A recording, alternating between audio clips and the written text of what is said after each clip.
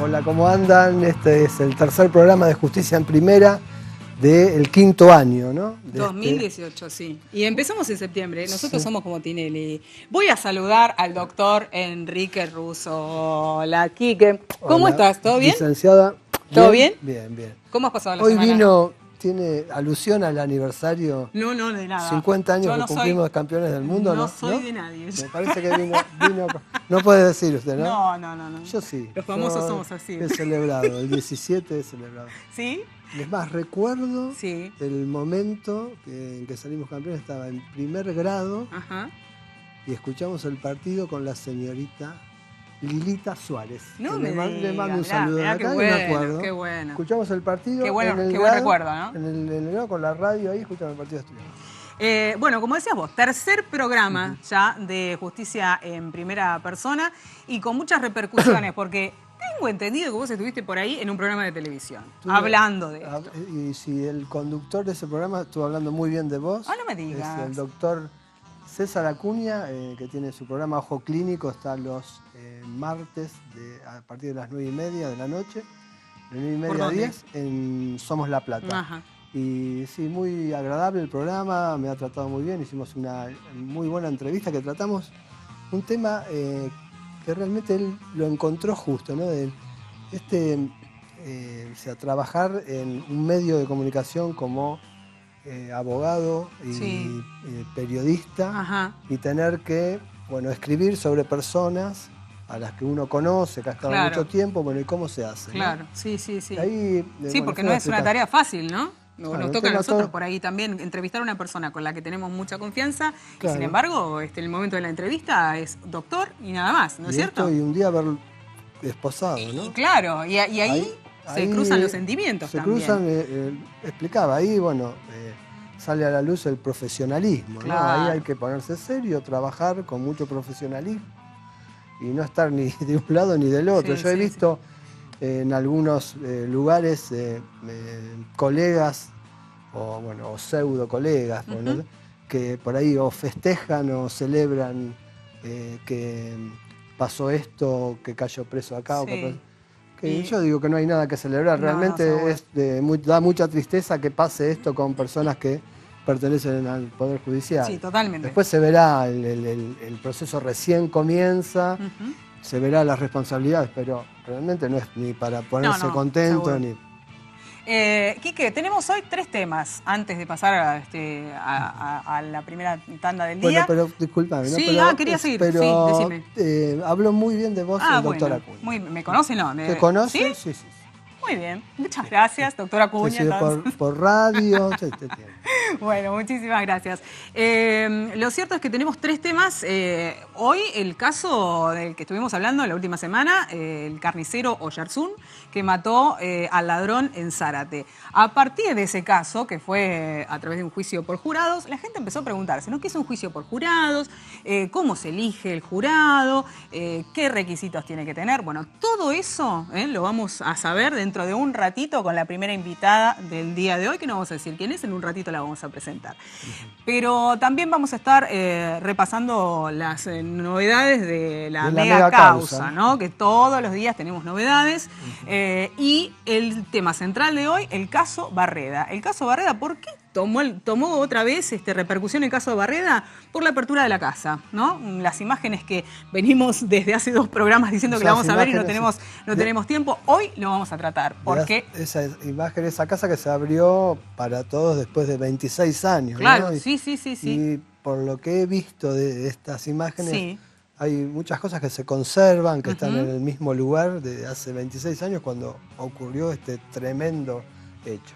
También tenemos un invitado de lujo, ¿no? En relación al caso Barreda. Es decir, le vamos a preguntar cómo es Barreda hoy, ¿no? ¿Cómo es un día de Barreda hoy, por ejemplo? Que debe haber estado en esa casa. Sí, seguramente. No contesta. Bueno, en un ratito le vamos a preguntar si estuvo. ¿Te parece bien? Bueno, antes de la primera pausa, los chivos. Tenemos que hacer los chivos. Usted está muy bonito como todos los miércoles. Siempre con su crisis de valores y lo de siempre. El milagro lo hace Raúl Esayán, que disimula y uno aparece más o menos bien. Bueno, y también alguna otra marca que Bien, estoy comenzando bien. a hablar, esa la del cocodrilo. Muy bien, muy bien. Una con un cangrejito atrás. Me pero, gusta. Esa... pero Raúl es el que arma todo, te dice, mira, pues anda así, y yo le hago caso. Muy bien, muy Y bien. bueno, Tiene mucha razón, parece sabe mucho. que disimula bastante. Y si van de parte de este programa, tienen un 15% de descuento. Sí, No te olvides de eso, que ahí es en importante. 47 entre 12 y 13. Bueno, y yo le tengo que mandar un saludo a mi peluquera Fanny. Mira qué linda me dejó, con las trencitas. Le voy a mostrar, mira qué lindo. Pero hay más que el programa anterior. Se ¿Viste? reproducen. Claro que sí, se van reproduciendo las trenzas. Qué grande, muy bien. Bueno, Quique, nos vamos a la primera tanda. Podríamos ir a ver a la peluquera. Y por ahí te hacen una trencita, ¿no? Que se me reproduzca, a mí me vendría bien. Bueno, vamos a la primera pausa del día de hoy. Enseguida regresamos con Justicia en Primera Persona. El cartonazo quedó vacante y ahora están en juego 100.000 pesos. Gane usted también con el cartonazo. Sí, cartonazo por 100.000 pesos. ¡Imperdible! En más de 300 comercios del Gran La Plata y la costa atlántica hay descuentos para los socios del Club El Día. Hágase socio llamando al teléfono 412-0123. 412-0123. All Beer TV, el programa de la bebida que le cambió el rumbo a la historia. Todos los martes a las 21 por Imagen Platense. All Beer TV, el programa cervecero. Los martes a las 21 por Imagen Platense, el canal de la ciudad. ¿Busca auto o moto en La Plata? Todo el contenido del suplemento Vehículos de los Viernes del diario El Día puede ser revisado foto por foto y página por página en www.eldia.com. Una experiencia que ya es un éxito.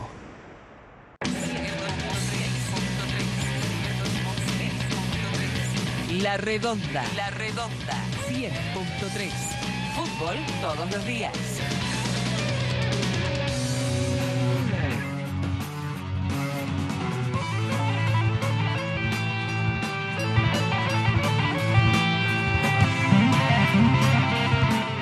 Volvemos, segundo bloque de Justicia en Primera Persona. Quedamos en hablar del caso del carnicero Oyarzún. Ese día, 13 de septiembre de 2016, estaba en su comercio, su cuñada, cajera de la carnicería, y entra un ladrón, los apunta con un revólver, se lleva dinero de la caja, alrededor de 5.000 pesos. En el momento que se retira, dispara. No está bien en claro si en realidad fueron 2 disparos, que es lo que dice Oyarzún y lo que dice su cuñada, pero había también un testigo que dice que fue un disparo, después dice que al menos fue uno, o sea, y no se sabe exactamente la cantidad de disparos. Lo cierto es que dispara, se sube a la moto donde lo esperaba Brian González, que es el fallecido, ¿no? En el momento que ellos se dan cuenta que Oyarzún toma el auto y los persigue, empiezan a disparar. Uno de ellos, que es el que había entrado a la carnicería, se baja de la moto, al parecer con la recaudación, con lo que habían robado, y el que queda en la moto es Brian González. Oyarzún intenta tirarlo de la moto, al menos es lo que dice, y lo atropella. Lo atropella con el auto y quedó trabado con un poste. Y es la imagen que nosotros teníamos en ese momento, porque de hecho ahí tenemos imágenes, mira, Quique, del momento. La verdad que las imágenes son terribles, ¿no? Terribles porque González está moribundo debajo del auto. Con y le siguen pegando. Poste. Claro, la verdad que sí. Entendemos la indignación de la gente, pero la verdad que es una imagen muy dura. Sí, es como volver a la Edad Media. Claro, exactamente. Y entonces esa imagen fue la que, la prueba más fehaciente de que en realidad ¿había hecho justicia o no? Y se divide la sociedad en este punto entre los que consideran que está bien los justicieros porque están cansados de la inseguridad y, por supuesto, los que no. Entonces, se llega la semana pasada a este juicio, que fue un juicio por jurados, y como decíamos recién, ¿no? La gente empezó a preguntarse, ¿qué es un juicio por jurados? Porque en realidad ya ha habido varios juicios por jurados. Ya ha habido varios, pero es una estrategia también de la defensa, ¿no? Es un caso ideal, siendo... claro, en abogado, exactamente. Para que sea con intervención de un jurado, porque es muy difícil que un tribunal con especialidad técnica, especialista en derecho, dé una absolución en un caso así. Acá se ve claramente, este hombre lo mató con el auto, usó el auto como un arma de fuego. Exactamente. Después de un robo que ya estaba consumado y el ladrón huyendo. Y bueno, y fue además un caso de que hasta que habló el mismísimo presidente de la Nación. Vos te acordás que Mauricio Macri dijo en su momento que creía que Oyarzún tenía que estar en la casa, porque los primeros días, por supuesto, lo Tenía que estar detienen. en la casa con su familia. Tenía que estar en la casa con su familia, analizando lo que había hecho. Bueno, en realidad fue un caso muy difundido en su momento y del que también hemos hablado muchísimo en estos últimos días. ¿Por qué? Por el juicio por jurados, ¿no? Había 3 alternativas. Una, que fuera legítima defensa y quedara en libertad. La segunda posición, que era exceso de legítima defensa, que era lo que pedía la Fiscalía. Y el tercer panorama, y el más oscuro para Oyarzún, que era el de homicidio simple, que era lo que pedía la querella, ¿no? De 8 a 25. Exactamente. Y un jurado nos dijeron que tenía que decir si era culpable o inocente. Y entonces ahí nos empezamos a preguntar qué era un juicio por jurados, cómo se elegía el juicio por jurados. Y para eso tenemos un especialista. Sí. Vamos a presentar a nuestra primera invitada del día de hoy, la doctora Carmen Palacios Arias, jueza del Tribunal Oral en lo Criminal 5, que fue una de las integrantes del tribunal que estuvo en el primer juicio por jurados que se hizo en la ciudad de La Plata. ¿Es correcto, doctora? La saludo también, doctora. Bueno. Muy amable. Y el juicio por jurados es con un solo juez. Sí, con una integración unipersonal. Claro. Es unipersonal. Ella integra el tribunal, pero le tocó a ella estar a cargo de... Exactamente, es así. Bueno, buenas noches. Buenas noches. Gracias por venir, antes de todo. Gracias a ustedes por invitarme. Sí, efectivamente fue el primer juicio por jurados acá en el departamento capital. Si bien se habían ya hecho otros juicios por jurados, el primero en la provincia fue en la departamental San Martín, que lo llevó a cabo el doctor Pont Vergés en marzo de 2015, si no recuerdo mal. Este fue en noviembre de 2016. En realidad, en La Plata se han hecho todavía pocos juicios por jurados. En el interior de la provincia hay más juicios celebrados, ¿no? ¿A qué se debe? ¿Quién decide que un juicio sea por jurados? Bueno, fundamentalmente el imputado y su defensor, ¿no? Yo recuerdo en el juicio que lo cubrí para el diario El Día, la clase que dio usted, doctora, con los jurados, donde explica el mecanismo, claro, cuál era la función, las instrucciones, que realmente dio una cátedra la doctora de Derecho Procesal, ¿no? En este caso, y muy claro, que nos quedamos todos esclachados y aprendimos con la doctora. Es que un poco es la idea, ¿no? Básicamente un juicio por jurados es un ciudadano que está juzgado por sus pares. Es un sistema de enjuiciamiento que, si bien es de orden constitucional, en la provincia, bueno, recién se previó legislativamente en el año 2013 y se puso en práctica en 2015, 2016. ¿Y qué requisitos tiene que tener una persona para ser jurado? Bien, básicamente en la edad, entre 21 y 75 años, saber leer y escribir y vivir en la provincia. Esos son los requisitos básicos. Hay algunas hipótesis que se contemplan de exclusión en función de la función que cada uno desempeña, si tiene funciones selectivas, si es abogado, si es magistrado, si es escribano, o si pertenece a la fuerza de seguridad o tiene algún tipo de enfermedad que no le permitan ejercer la función.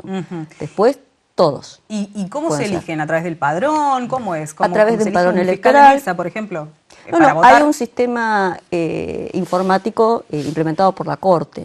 Entonces, a través del padrón electoral se hacen sorteos y resorteos hasta llegar a un número de por lo menos 48 ciudadanos, candidatos a integrar un jurado, que tienen que ser de 12 jurados titulares y 6 suplentes, respetando siempre los cupos del 50% femeninos. Y en base a eso, bueno, se los va convocando y después de una audiencia de selección que realizan las partes con el juez que las dirige, donde cada una de las partes va eligiendo el jurado de acuerdo, obviamente, a la postura que tiene o lo que pretende probar en el juicio. Se hace un interrogatorio, ¿no? Claro, se hace un interrogatorio previo y después queda conformado el jurado de 12 titulares y 6 suplentes.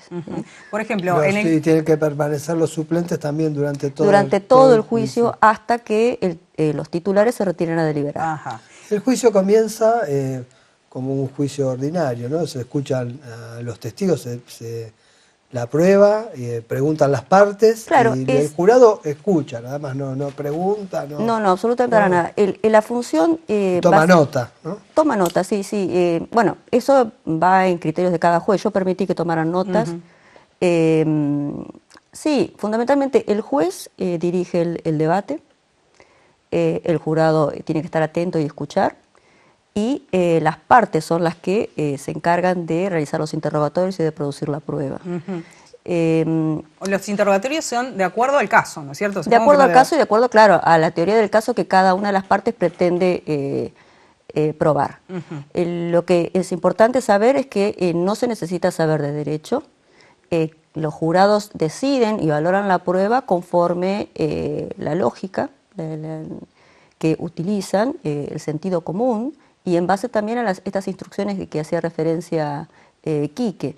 ¿Cómo es la instrucción? Estas instrucciones, claro, son como directrices de orden constitucional, procesal y penal que se imparten a los jurados. Son instrucciones que están consensuadas con las partes y por lo general las da a conocer el juez.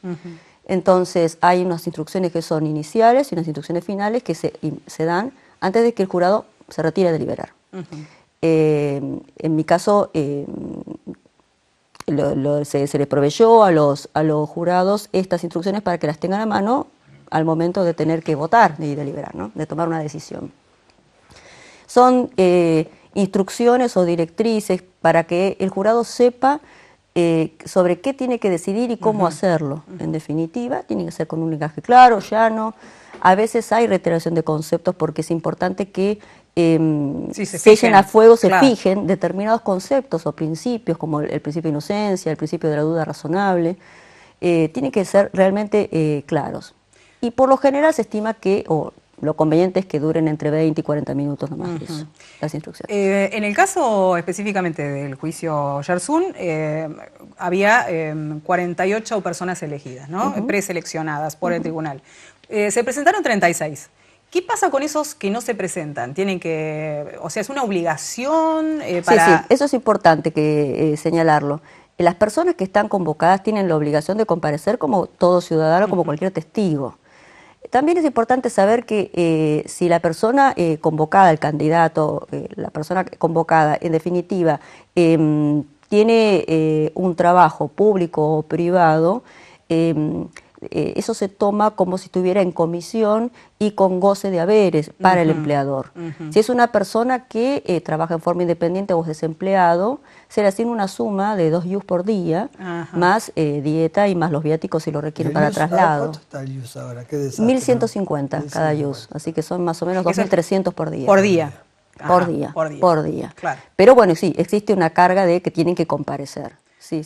Salvo que, bueno, obviamente invoquen razones de enfermedad, que sean atendibles, en cuyo caso se vuelve a resortear hasta llegar a un número más o menos considerable, porque después, en esta audiencia de selección que realizan las partes, después las partes van recusando con o sin causa a los candidatos hasta quedar un número de 18, de 12, ¿no? De 12, claro, 12 y 6 suplentes. Bueno, y se llega el momento de la votación. Por ejemplo, en este caso era determinar si se trataba de legítima defensa o había 3 posibilidades, ¿no? Homicidio simple o exceso en legítima defensa.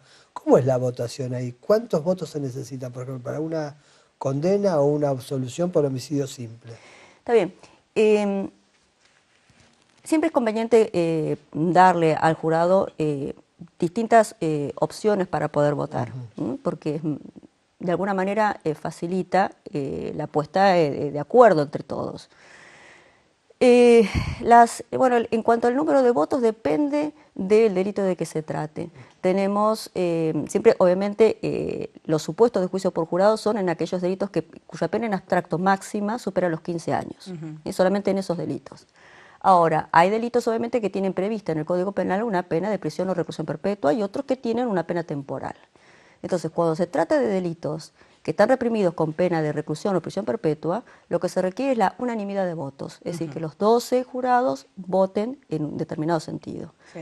Cuando se trata de penas temporales, como en el caso del homicidio simple, lo que se requiere es una mayoría de 10 votos. Entonces, en base a estas... Y bueno, y después, bueno, van votando las distintas opciones que se le van presentando al jurado. Claro. Pensaba, ¿no? El tema de que, por ejemplo, en el caso, no solamente de Oyarzún, por ejemplo, tuvo unanimidad y necesitaba 10 votos, nada más, ¿no? Si no se ponen de acuerdo con la votación, ¿qué es lo que sucede? Porque supongamos que no llegan a los 10, es un homicidio simple, como en este caso, y hay 6, 7, o bueno, no, si no se llega 6, 5, sí, sí. y no se llega a un acuerdo. ¿Qué es lo que hacen? ¿Cómo se define eso?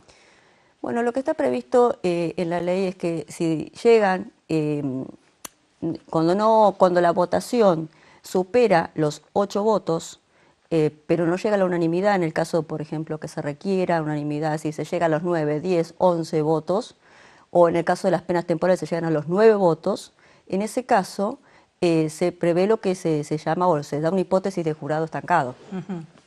Si el jurado estancado básicamente es cuando el jurado no llega al número de votos que se necesitan. Si son menos de 8 votos, entonces tienen que declarar un veredicto de no culpabilidad.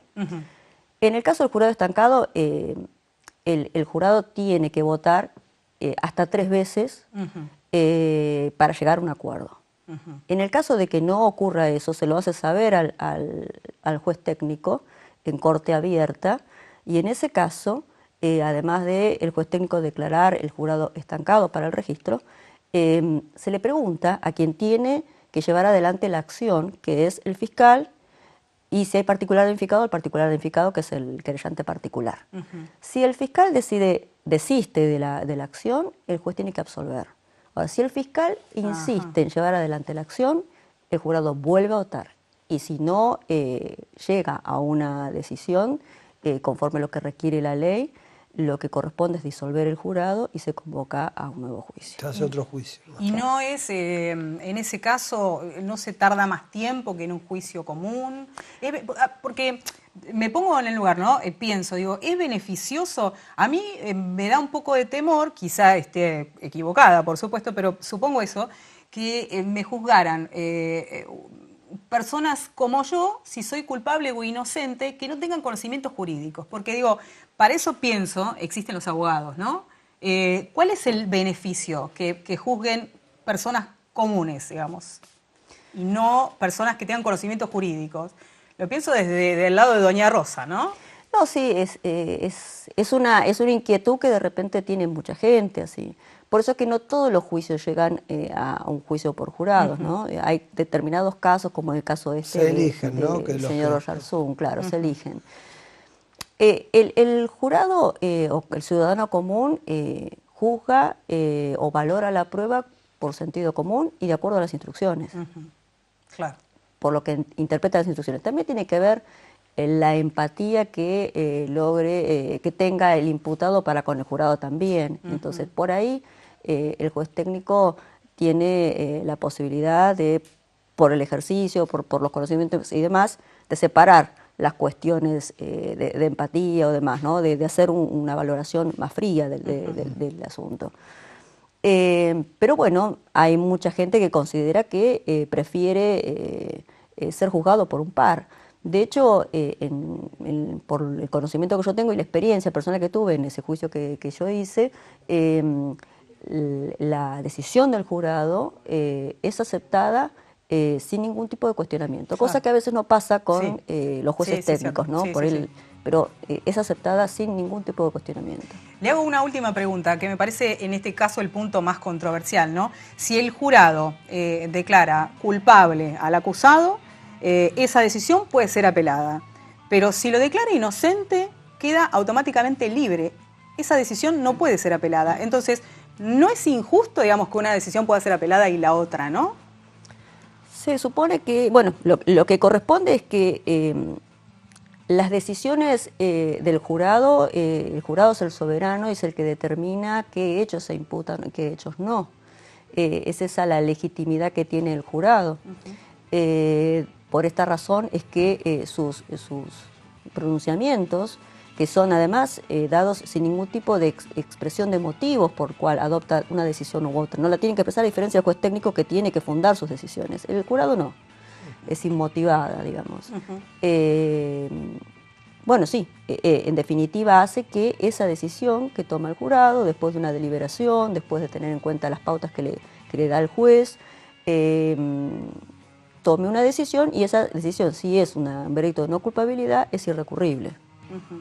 Y ahí se acabó. El término es ese, no es culpable y no culpable, claro. No es culpable e inocente. Sí, culpabilidad o no culpabilidad, sí. Eso es muy de Estados Unidos, ¿no? Sí, en definitiva son el porque es como la jurado cuna clásico. La cuna del juicio por jurados. Claro, es el modelo de jurado no clásico que tenemos nosotros. Voto no positivo. Y que también. Pero en Estados Unidos está un poco también en el ADN, ¿no?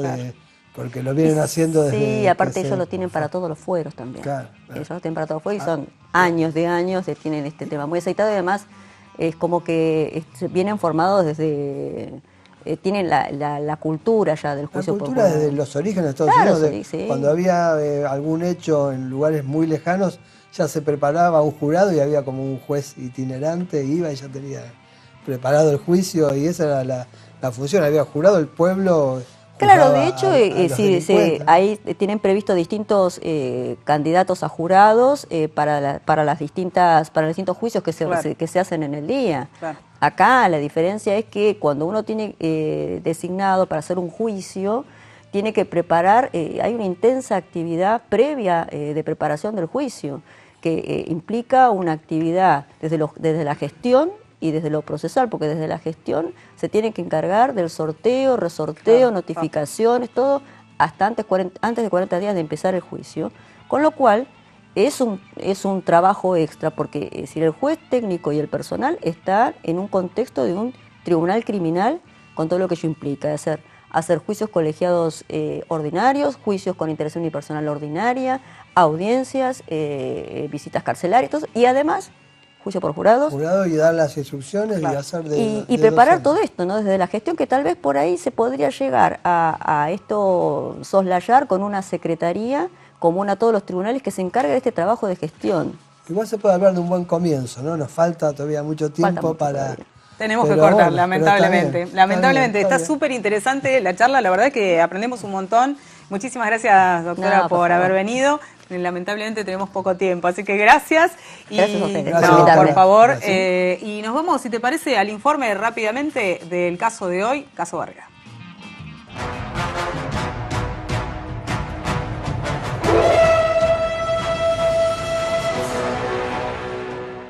Ricardo Barreda, odontólogo de profesión, asesinó el 15 de noviembre de 1992 a su esposa Gladys McDonald, de 57 años, a su suegra Elena Arreche, de 86, y a sus dos hijas, Cecilia, de 26, y Adriana, de 24 años.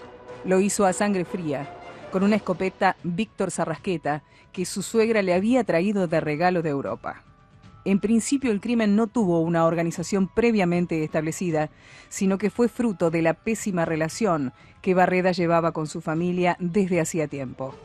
Según contara en el juicio, la matanza no fue sino una más de las humillaciones a las que estaba expuesto. Todo se desató ese domingo 15 de noviembre. Barreda se había levantado de buen ánimo, con ganas de hacer cosas. «Voy a limpiar las telarañas del techo», le comentó a su mujer. «Anda a limpiar, que los trabajos de Conchita son los que vos mejor hacés», le contestó Gladys. La respuesta llegó como un latigazo que lo desencajó. Prefirió entonces ir a podar la parra, pero cuando fue a buscar un casco que siempre usaba por precaución para subir a la escalera, se topó con la escopeta. Cargó el arma, guardó más cartuchos en el bolsillo e inició la cacería. Fue hasta la cocina, donde estaban su mujer y su hija menor, Adriana. Primero le disparó a Gladys. Luego siguió con la chica. Por las escaleras bajó su suegra, Elena Arreche, quien en la mente del dentista aparecía como la desintegradora de la familia. Le disparó con precisión. Su otra hija, Cecilia, saltó sobre el cadáver de su abuela y alcanzó a gritarle «¿Qué hiciste?». Era su preferida, pero también la mató. Inmediatamente después, comenzó a levantar los cartuchos usados. Los puso en una caja y los colocó en el baúl de su auto.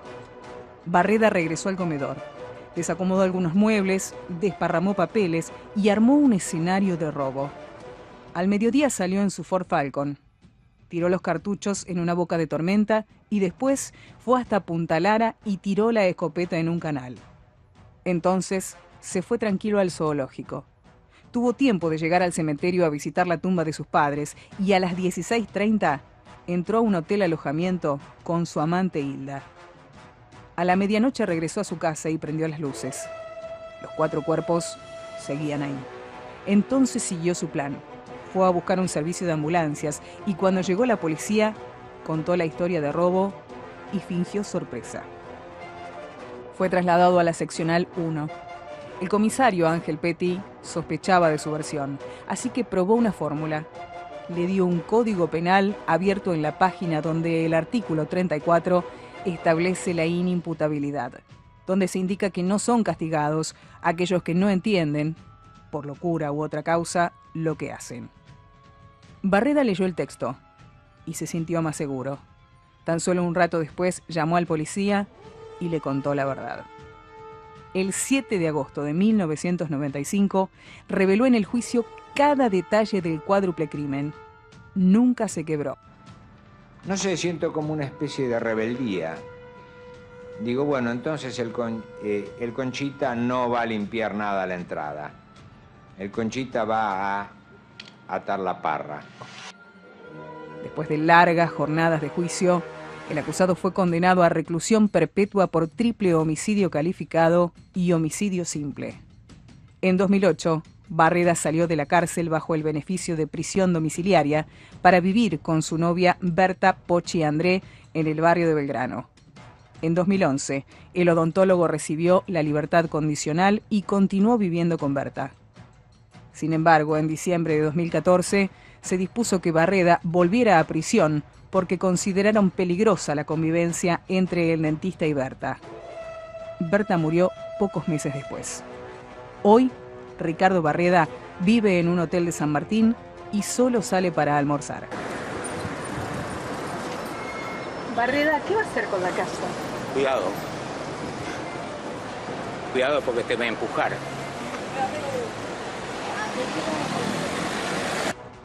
Lo increíble es que en el ingenio popular argentino, el caso Barreda ha sido tomado tanto para denunciar y cuestionar el femicidio como un acto de violencia extrema, como para justificarlo e idolatrarlo, llegando a crearse incluso la figura de San Barreda como deidad protectora de los hombres cansados de sus mujeres.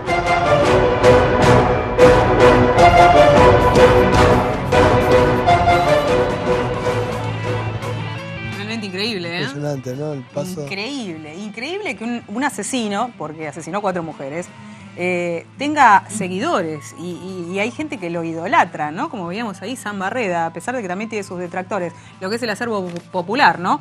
Y quería remarcar porque cuando leía data de Barreda, ¿no? El libro que escribe Rodolfo Palacios, que se llama Conchita, Ricardo Barreda, el hombre que no amaba a las mujeres. No sé si te parece a vos, Quique, que era un hombre que sí amaba a las mujeres, porque en realidad no sabía vivir sin una mujer al lado.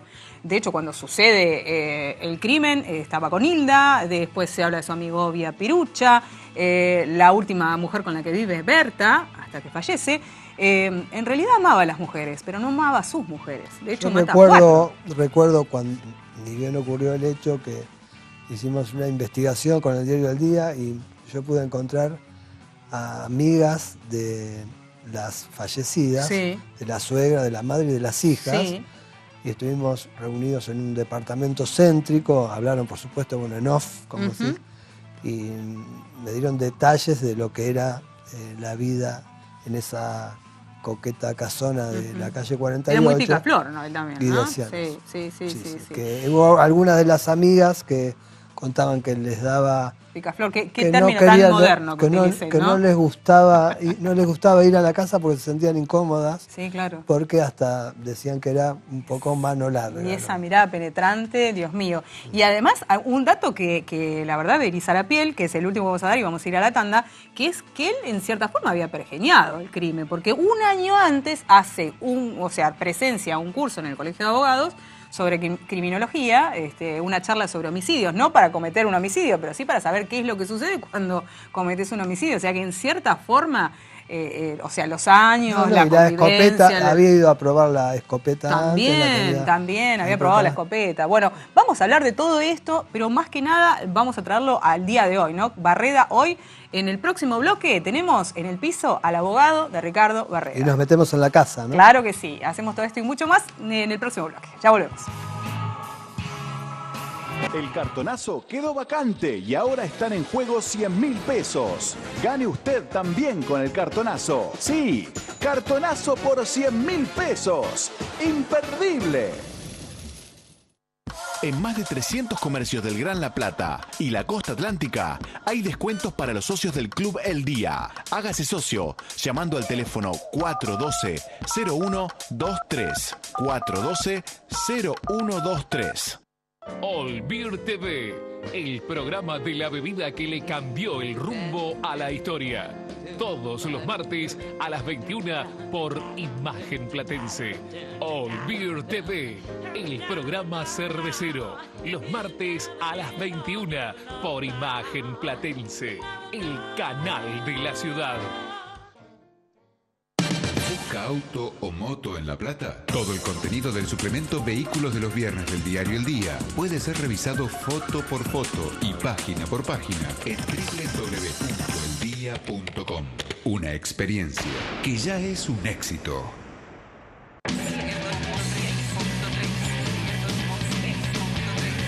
La Redonda. 100.3. Fútbol todos los días. Resumen hípico, un programa de Pato Álvarez con los resultados de todas las carreras del Hipódromo de La Plata. Resumen hípico, martes y jueves a las 23 por Imagen Platense, el canal de la ciudad.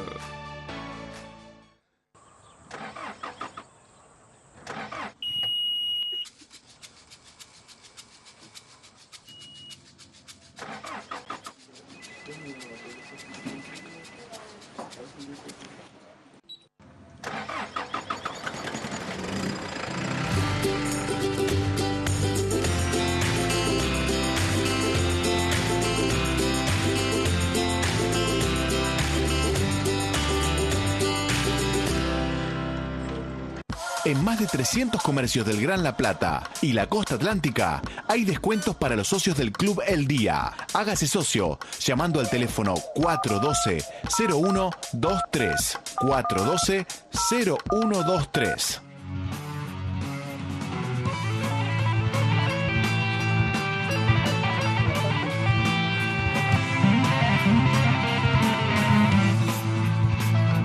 Está Quique quejándose, dice que no es la parte que le gusta del tema. Faltan unos 30 segundos más. ¿Sí? Todavía, o sea, que vos querés dejarla correr. Sí, un poquito más. Quique es un entendido de la música, ¿no? Si lo dejan un poco más. A ver.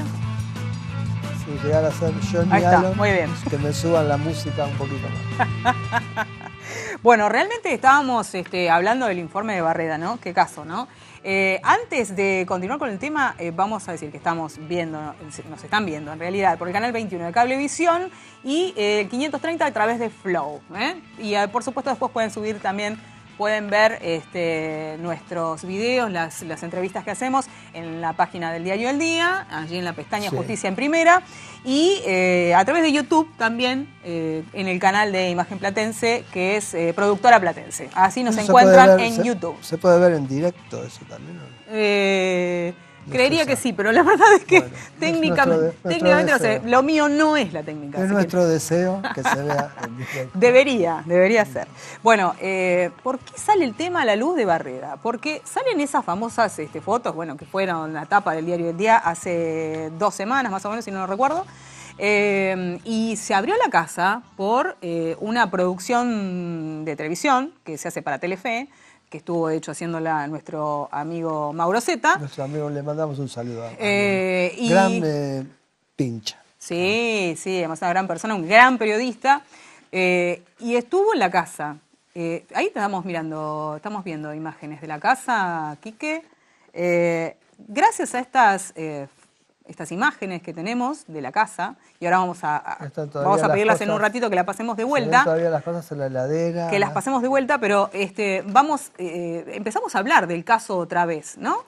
Y a raíz de eso, invitamos a una persona que tiene que ver, y tiene que ver mucho con la causa Barredas, ¿no? Que le vamos a hacer las preguntas en realidad de cómo está Barreda hoy. Para eso tenemos en el piso al doctor Eduardo Gutiérrez, que es el abogado de Ricardo Barreda. Hola, muy buenas noches. ¿Cómo le va, doctor? Buenas noches. ¿Cómo están ustedes? Gracias por venir. No, gracias por invitarme.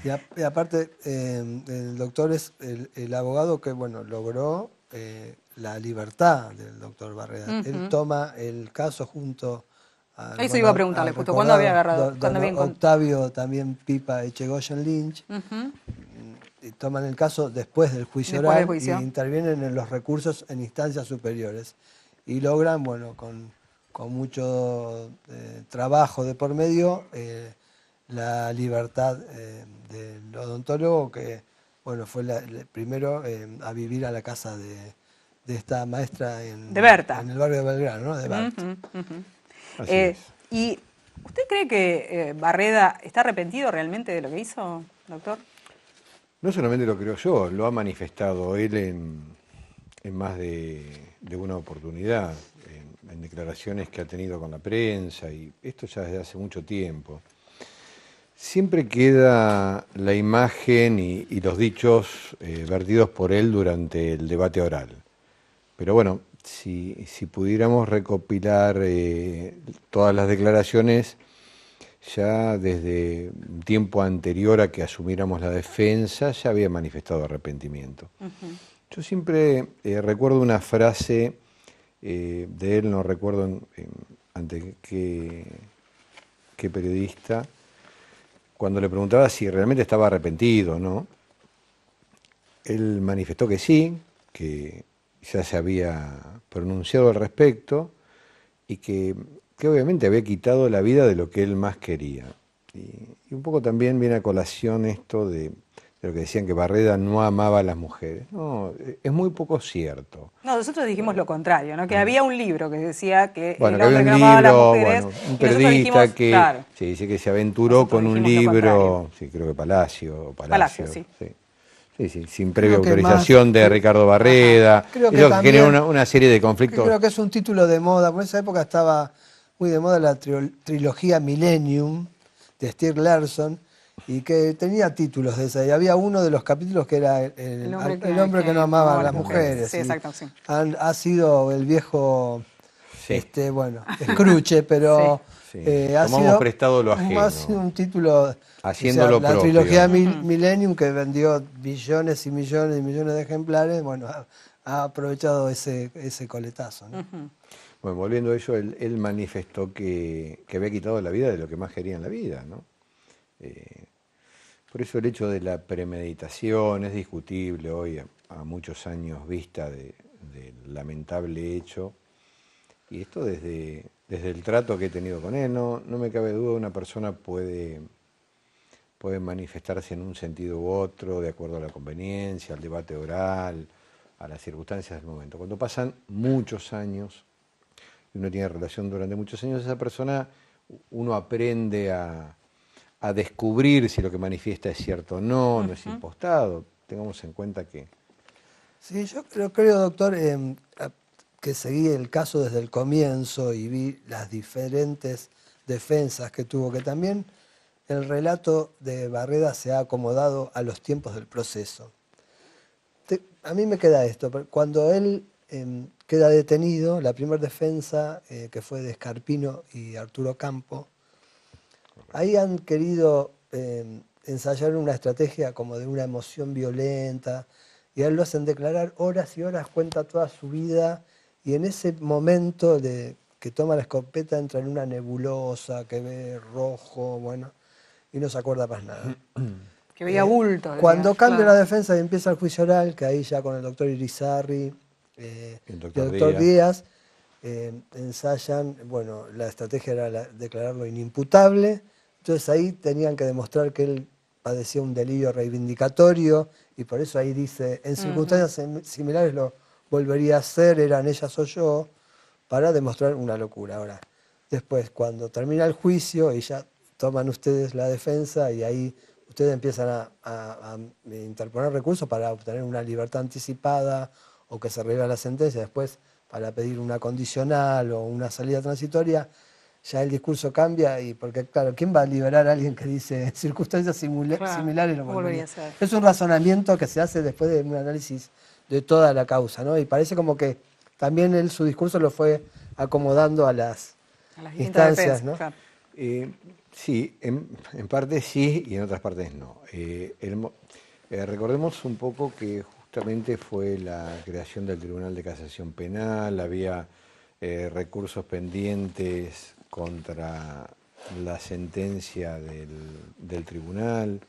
Claro, porque ahí toma ese proceso, ¿no? Que había un cúmulo de causas que se las tiraban entre casación y la corte, iban y venían porque a ver quién las iba a resolver, ¿no? Y quedaron demoradas, ¿no? Es que había recursos impuestos, estaba apelada la sentencia, bueno, viene la modificación al código, se crea el Tribunal de Casación Penal, entonces se lo estaría privando. Fueron de esos casos que quedaron en esa situación límite entre el nuevo proceso y el anterior, y para no vulnerar garantías constitucionales y darle una oportunidad más, obviamente con buen criterio, se retrotrajo el recurso interpuesto, se reformuló un nuevo recurso de casación, y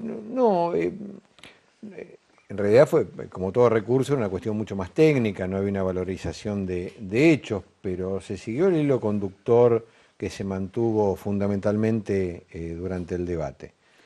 Luego, obviamente, ante otro tipo de peticiones, no es que no se mutó porque no hubo declaraciones, si bien hubo una audiencia ante la sala del Tribunal de Casación Penal, no hubo un cambio de criterio. Bueno, pero sí a los medios no tuvo cambio de criterio. Pero sí en las notas que da a los medios, él hace... bueno, es que también transcurrió un tiempo, hubo todo un proceso, una elaboración. Yo te lo he manifestado muchas veces. Él, durante su alojamiento y sobre todo el tiempo que estuvo en la unidad número 9 de La Plata, tuvo un muy buen seguimiento desde el gabinete psicológico.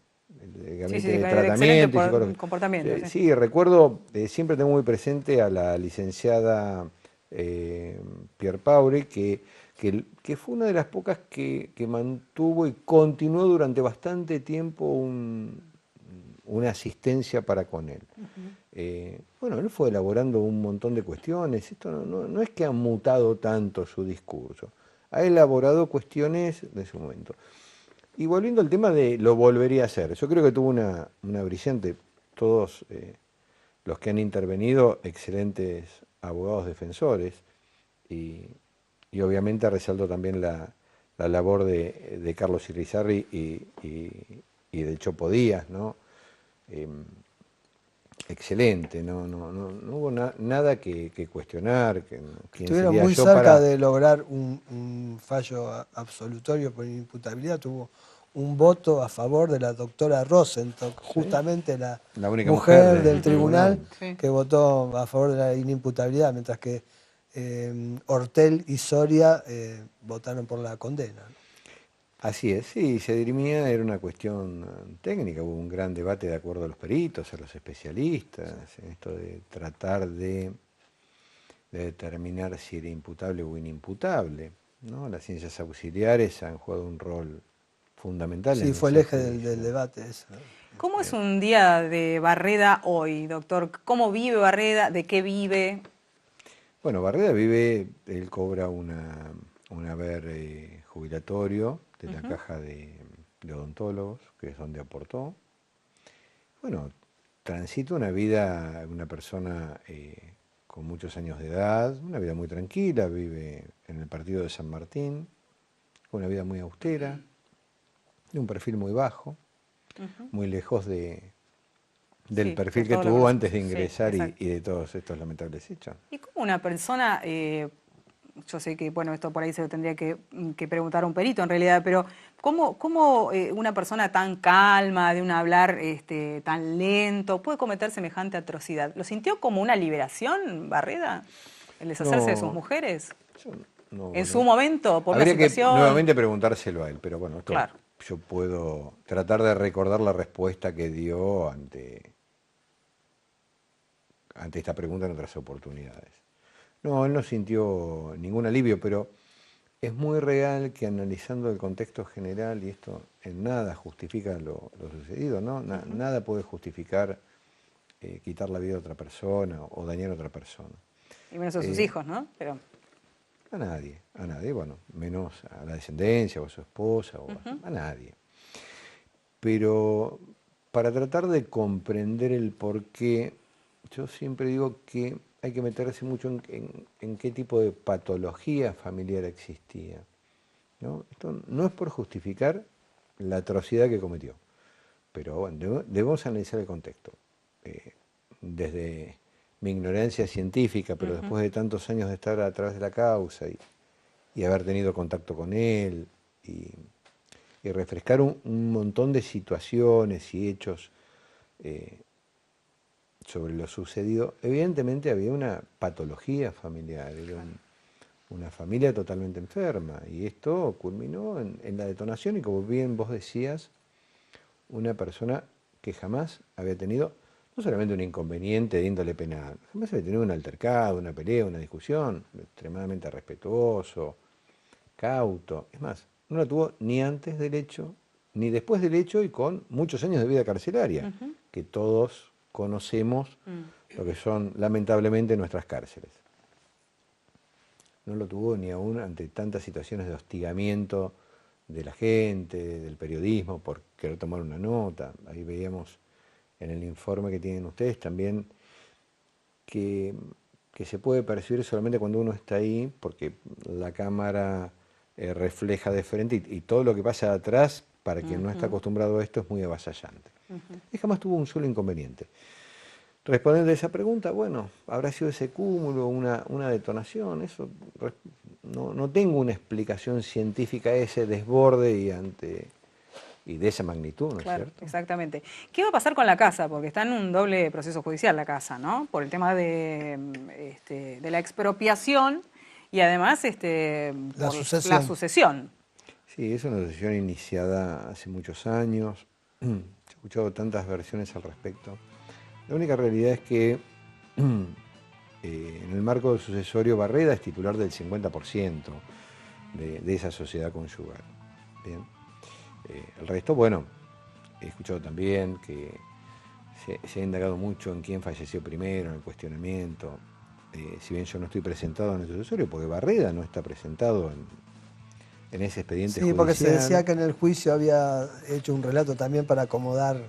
Y no, por eso eso es totalmente infundado. Que de última se aplica la teoría de la conmoriencia, que sí, se aplicado, aplica pero en los accidentes de aéreos o tragedias que se determina que todos murieron al mismo tiempo, ¿no? Está bien, pero bien lo sabes, Quique, que justamente aquí se vuelve indigno, jamás se puede heredar a la persona, se quita la vida, ¿no? No es acá es abstracto todo eso.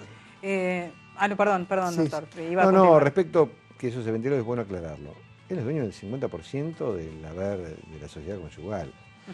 Bueno, en este caso siempre se hace hincapié en la casa, un lugar emblemático, que bueno, que sí, eso es la legítima de orden público, no se lo puede quitar nadie, ¿no? Y en el caso de la expropiación, por ejemplo, si el Estado tendría que pagarle a él al menos ese 50%. Obviamente, ¿no? Claro. Como en todo tipo de expropiación, primero tiene que haber una declaración de utilidad pública. Y luego tiene una serie de pasos la expropiación para poderse concretar. Hace muchos años que se ha promulgado la declaración de utilidad pública, pero no se ha continuado con ello, no están los depósitos correspondientes. Bueno, es un expediente que está controvertido, porque obviamente en la mayoría de las expropiaciones el depósito formal históricamente fue sobre la evaluación fiscal, que también sabemos que nunca reflejaba el valor real. Siempre es muy menor. Y bueno, entonces toda una serie de cuestionamientos, un juicio de expropiación inversa. Doctor, una última que le hago porque tenemos que hacer un corte. ¿Qué dijo Barreda? Porque imaginamos que debe haber reaccionado y no muy bien cuando se enteró que este equipo de televisión estaba en su casa. Que habían abierto su casa para hacer esta producción. ¿O él autorizó? No, la autorización fue brindada por la jueza que está a cargo del sucesorio. Él no tuvo intervención, no se lo comunicó y se enteró con posterioridad a que habían abierto su casa. No le debe haber gustado demasiado. Seguramente que no, y yo creo que a nadie, porque si bien él no lo peticionó formalmente, sí me ha manifestado muchas veces que él quisiera entrar en su casa. Ustedes, a ver, tomemos en cuenta nada más que esto. En el tránsito del proceso y en la oportunidad de él estar cumpliendo un arresto domiciliario, se le revoca por no poder fijar un domicilio. Es decir, el Estado a través del Poder Judicial le revoca un beneficio, no por otro motivo, más que no tener un domicilio donde ir a vivir. Y por otro lado es el mismo Estado que indispone el domicilio, es decir, un inmueble de su propiedad, aunque sea en un porcentaje, donde él podría haber vivido tranquilamente. Claro, exactamente. Bueno, doctor, muchísimas gracias. Lamentamos también. Tenemos 1000 preguntas para hacerle. Bueno, en otro momento por ahí. Vamos a seguir, ¿sí? Sí, seguro. Quizá que cuando se cumpla un nuevo año, un nuevo aniversario de el doctor es un amigo de la casa. Podemos invitarlo. Muchísimas gracias por haber venido. No, pausa cortita y ya volvemos.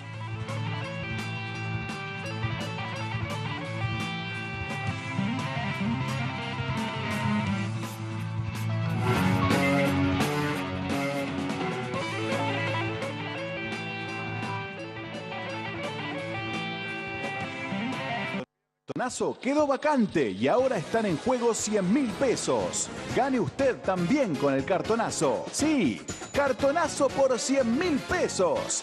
¡Imperdible! En más de 300 comercios del Gran La Plata y la costa atlántica hay descuentos para los socios del Club El Día. Hágase socio llamando al teléfono 412-0123. 412-0123. All Beer TV, el programa de la bebida que le cambió el rumbo a la historia. Todos los martes a las 21 por Imagen Platense. All Beer TV, el programa cervecero. Los martes a las 21 por Imagen Platense, el canal de la ciudad. ¿Busca auto o moto en La Plata? Todo el contenido del suplemento Vehículos de los Viernes del diario El Día puede ser revisado foto por foto y página por página en www.eldia.com. Una experiencia que ya es un éxito.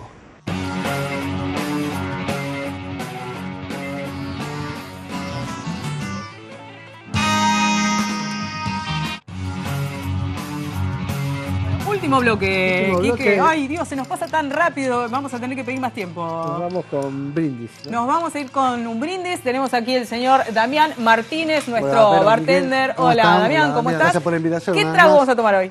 Hoy vamos a tomar un traguito que se llama Old Fashion. Old Fashion. Vieja moda. Lindo color tiene, me encantó. No manejan el inglés. Te dejamos ahí 2 segundos mientras estás preparando los... Pinta, sí, tiene una pinta. Hay un scotch. ¿Qué tenés para contarme? ¿Algún datito? No, un dato hablando hoy de la asociación de Barreda, como datos, bueno, en la asociación están presentados muchos acreedores, bueno, el Estado, ARBA, Aguas Argentinas, pero el dato especial es que está presentada la empresa fúnebre. Ajá.